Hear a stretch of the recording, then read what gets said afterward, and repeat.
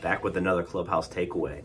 One of the agents came in today, and last week they did ninja training here in Columbus, and with Ninja, it's all about building a real estate business based off of relationships. And he is actually a team leader. And one of the things that he brought up today was implementing accountability meetings with his agents, a one-on-one setting. And one of the things that I helped explain with was, how to continue, right? Typically people go to a training or a course or a seminar or a conference, and you're just thrown all of this information. You come back and you're excited, but then you stick with it for the first week, second week, third week, and then you start to fall off, and eventually you stop doing those activities. And what I mentioned to him, and something that I did with some of our newer agents for a good about year and a half, was an accountability group. And every time we would meet every single week, we would leave with what are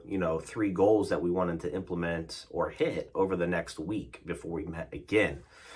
And that was great. But then we added into a pain point, right? Like, for example, what we did was I had the agents name a dollar amount that they were that would make them a little bit uncomfortable if they had to pay for not hitting their goal or goals.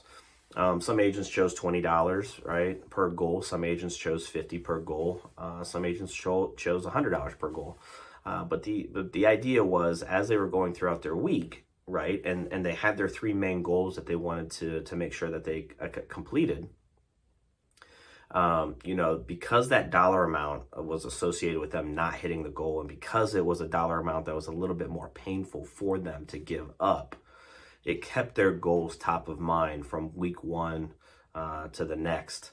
And, I think that's a great way for you to help hold your agents accountable in a group setting or a one-on-one setting.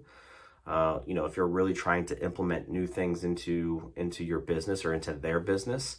And then what I did, after 6 weeks or so, I took whatever money was in the pot, and we would all go out for dinner or drinks, or we went bowling, and we did something fun to help build that culture, so that way they wanted to keep coming back to those one-on-ones or those group accountability settings. So just a little tip. If you are managing agents and you want to kind of keep that going week in, week out, and keep building that momentum, that is one way for you to do it.